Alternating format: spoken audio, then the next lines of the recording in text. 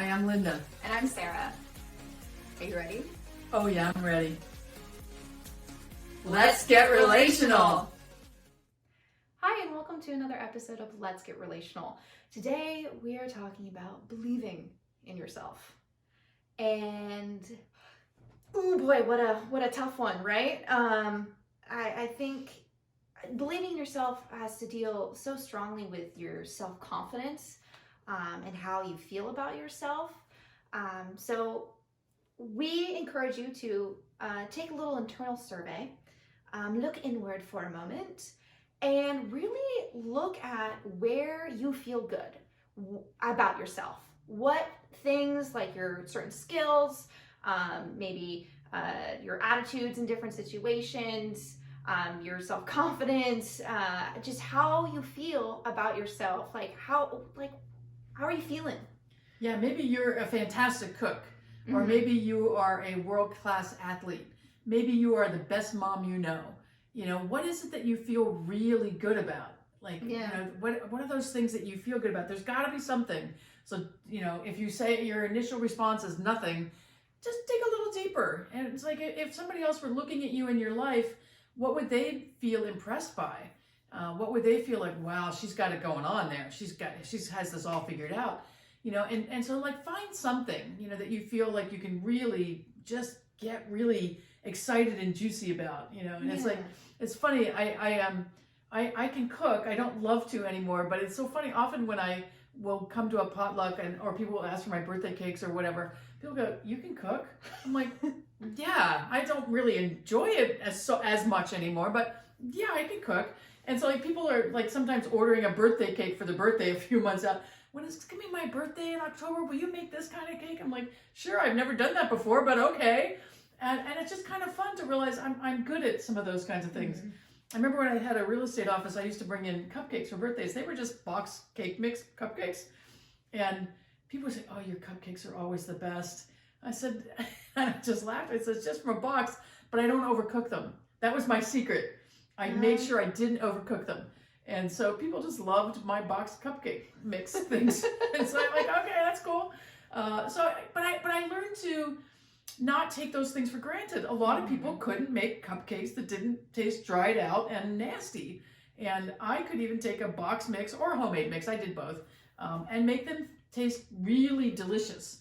And so it's sometimes we think that things that come naturally to us are not things we should feel good about, but really check into that. Like, do people rave about a dessert? My mom used to make a couple of things, a pound cake and a German chocolate cake, that people still write to me and my sister and say that, you know, they're using our mom's recipe, and I make those same things. So those things have been going out into the world for decades and decades and all over the country.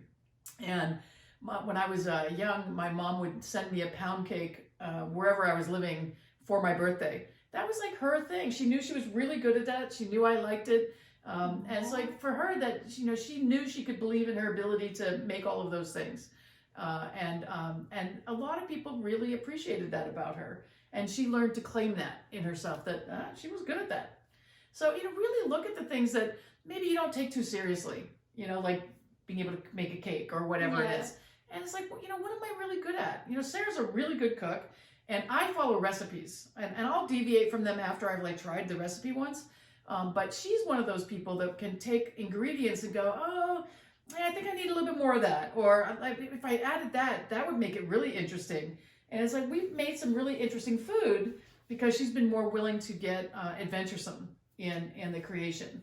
Yeah, it's just like I take a look at the recipe and I'm like, okay, based on all of these things, these other items would go great in here. So I toss them in before I even like make the recipe for the first time. Or once I do that, I also continue to tweak it afterwards. Yeah. So just, I mean, really dig deep here, like something that you feel really good about. I know some people who just think they are the bomb. They just think they're, you know, God's gift to everyone in the world. And it's like, I'm just not that person. I get it. I wish I had some of that, but I don't. It's just not what I was born with or what I was raised with. So what I'm really familiar with is self-doubt. And so, you know, for you, what happens that causes your self-doubt? What makes you feel small? And are there people that make you feel small? Are there situations that make you feel small? What are the things that make you just not sure what you're doing and whether you're doing it right, and make you just feel really contracted? And going back to the voices in your head, like what voice are you hearing? Is it your voice or is it someone else's? When you're doing something, do you hear a particular phrase, like the exact wording that someone said to you, like 20 years ago? Like whenever you try and do something, does that thing pop up and you're like, oh right, I remember that one time this one person said this to me and I have never forgotten it. And then you feel so uncomfortable trying to do it because that's been just ingrained into your brain. And so like that stops you. It's funny, I heard a fitness instructor today on the bike ride I did talk about something that her mother said to her when she was 5 years old. And this woman's 49 now. And she said, it took me years, decades to realize what I thought she said to me was not what she meant at all. Decades. So when you're remembering that thing, put it into some context and have fun with it. Like, what else could it have meant? I think I've shared before that we used to run a class when she was in elementary school, I called Superstars. Yep. And so we did all kinds of really interesting things. And one of the things was to really talk about what something could mean. And we did things like a little girl's dog had died. And so we all went around the circle talking about, well, what could that mean? Nothing means anything except the meaning you attach to it. So what does it mean? And what does it mean to you? And is there a right or wrong meaning to these things? So when you're looking at the self-doubt kinds of things, the things that make you feel small, you try to identify with what that voice is, whose voice it is. Yeah. For a long time, mine was my dad's, and sometimes my mom's. My mom wanted me to accomplish certain things, and I felt like I let her down, that I didn't do certain things in my professional life. And I don't think that was necessarily true, but I internalized it that way. So now for me, it's about when I'm hearing a voice that's like really self-critical, really making me feel small, I'm like, oh, okay, whose voice is that? And is that a voice that I need to listen to anymore? Or is that a voice I can just go, oh, okay, got it. I know that you were trying to keep me safe in the environments that I was in, and that's not helpful anymore. I want to move on to a different way of being in my life now.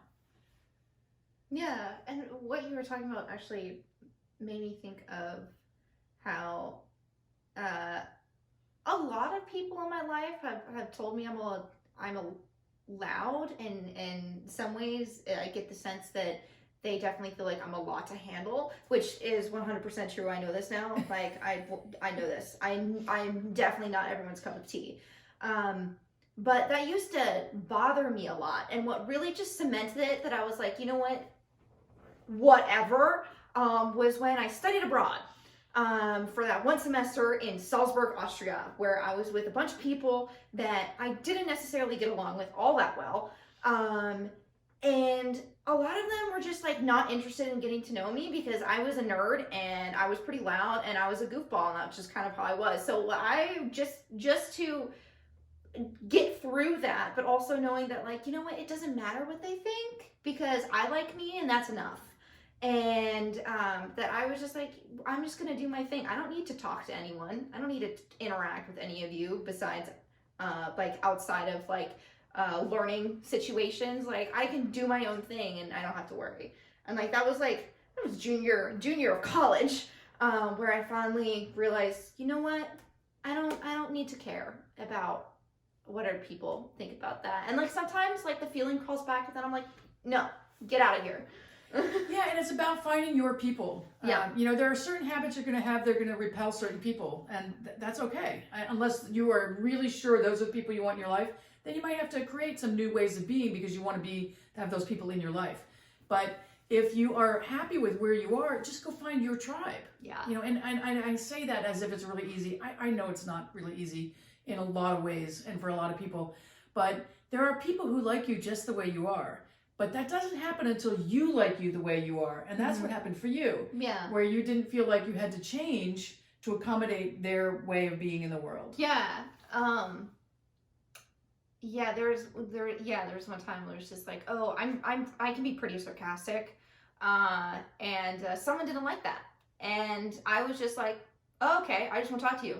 They were so much happier with me, and they were like, actually talk to me after that. And I like barely spoke to them afterwards, because I was like, if you're that uncomfortable by me, I'm just not going to talk to you. I don't need your kind of energy in my life. So I didn't.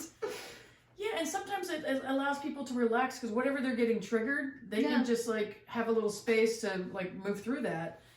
Because we do trigger each other. You know, people get triggered by things. So the next thing we want you to really think about is what makes you feel expansive? Who makes you feel expansive? What, that feeling that you can take on the world, that you love everybody, there's no separation, we're all one. You know, if you just feel so great. You feel invigorated. Yes. Invigorated. Like you are the hero of your own story. You're like got your superhero cape on. You're like, yeah, I can do anything. I can just do anything that I want. Yeah. There was a period of my life after my mom died, when you were really young, when I was tackling physical things to give that feeling to me. So I climbed Mount St. Helens. I hiked to the bottom of the Grand Canyon, spent the night and hiked back up. And I was walking, I think in the Grand Canyon, when I was like, oh, I don't have to do physical challenges anymore. That's not what it's about. I don't need to do that to feel expansive. It's an inside job now. It's really not about conquering things. It's about, how do I take this energy inside of me? And for me, it's about creating a circuit spiritually, and operate from that place where I feel like my work is inspired by source energy, and where I really feel like when I plug into that, then I feel really super expansive. And so for me, I look for those opportunities to feel that. I mean, the day she was born was that kind of expansive feeling. Being at the top of Mount St. Helens, sitting on the edge of a volcanic crater was amazing. You know, so for me, being in certain places and certain experiences have brought that on. But what I try to do now is, you know, what are the foods I eat? What are the kinds of exercise I get? What are the physical places I go to that make me feel expansive, that make me just feel like that energy is flowing? For me, that's the best feeling in the world. And I want to feel that way more than I don't. And so I look for those opportunities, and I look for the ways to take care of myself so that I get more of that kind of feeling. Yeah. And there's certain things that like you can do. Like I find music really helps with mood changes. She knows this. I subject her to my music a lot. Fortunately, I like it. Yes, it's a good thing. But for me, like music really just, I don't know, I get like tingles sometimes with certain songs, where like I'll get a whole body shiver when listening to music, and I'm like, I have to have this song in a playlist, like right now, like I gotta go put it on there now.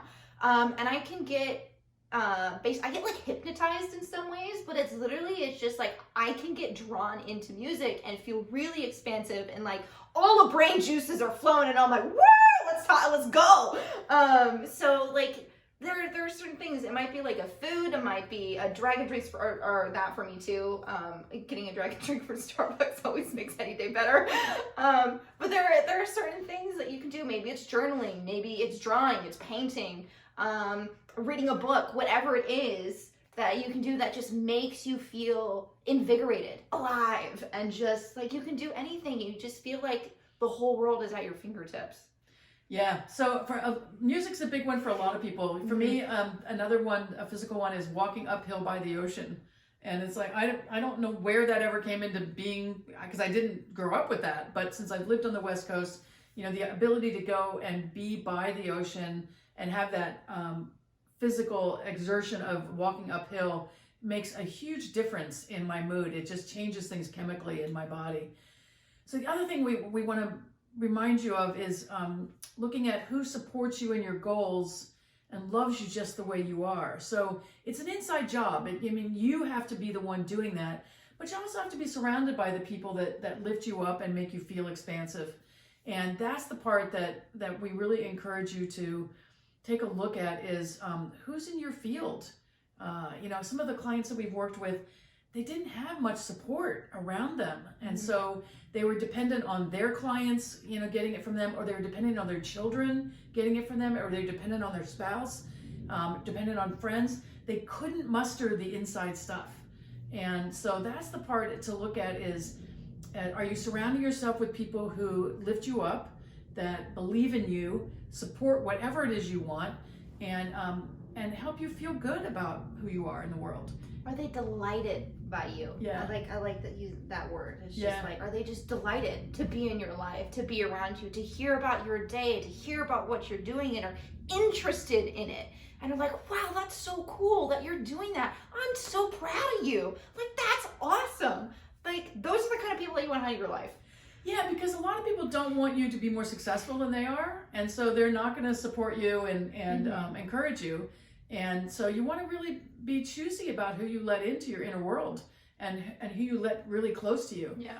And so it doesn't mean you have to get rid of the people around you, because sometimes it's not convenient to get rid of certain people in your life. But it means you're not trying to get something from them that they can't give. And so if you're feeling a little bit down, you don't want to go to somebody who doesn't believe in you and who's going to say, yeah, you should give it up. You should just go do something else now, because you're never going to make that thing happen. Like, ugh, I don't want those people in my life at all. Yeah. But our friends, our family, our acquaintances all come in all shapes and sizes and energy levels and interests. And so sometimes you've got people who are just not going to support you in that way. But you got to look at who's in your close surroundings, and if they're not operating the way that feels supportive to you, is there something you can change? Is there a conversation you can have with them? We've been talking about this for a while. We both do this with our friends, that we talk about having a lot of fun, but we also talk about the deeper stuff. We talk about what are the things that are fun for us that we really enjoy doing, and what are the things that we're struggling with, and how do we support each other in moving through those. So the biggest thing I think is, and we talk about this a lot, is to take small steps. Yeah. So what are the small steps you can do to increase your belief in yourself? For me, I do some journaling, I do some meditation, I do physical exercise, I try to eat well, I pull cards from a couple of inspirational decks and reflect on those. And I surround myself with people who are fun, expansive, and bring out the best in me. Because I need that support for whenever I'm feeling like really bogged down with stuff. I love having people that can challenge me a little bit and can help me open up in ways that I just haven't found myself. Yeah. Yeah, it's important to know, like, yeah, it's super important to know where you feel good and what small steps you can take to feel good. Because, like, why wouldn't you want to feel good and in your life and in who you are and in your body and what you're doing and who you're with? And I know it can be difficult if it's, a familial situation, or maybe you're realizing you're not happy in your relationship anymore, and you're just sort of like figuring it out. But then you have to look at, like, okay, so where do I want to, why am I not feeling good here and now, and where could I feel good here and now? Yeah, one of the things that there's a ripple effect. So if you're not feeling good in the thing you're doing right now, like you're doing a work project, or you're doing a house project, or a family relational thing, if you don't feel good, go do something where you feel really good, because then that will carry over into the thing that's more challenging. And the important thing is, again, keep your eye on the prize. What is it you want? What do you want to be feeling? Do you want to have that strong sense of confidence in yourself, that strong belief in yourself? And you've got to undo what the world has done to damage that. And, we all allow it, but we don't even know it's happening. And so, really allowing yourself to do whatever it takes to believe in yourself, because you are here for a reason. You're here to make a difference in the world. You're here to make a difference in the lives of the people in your life. And so just allow yourself to get lifted up and get expansive, so that you can be who you want to be. You can feel the way that is going to be uplifting for you and for the people around you. Yeah. All right. So bottom line, believe in yourself. Do whatever it takes to make that happen. Yeah. And until next time, we love you. Mwah.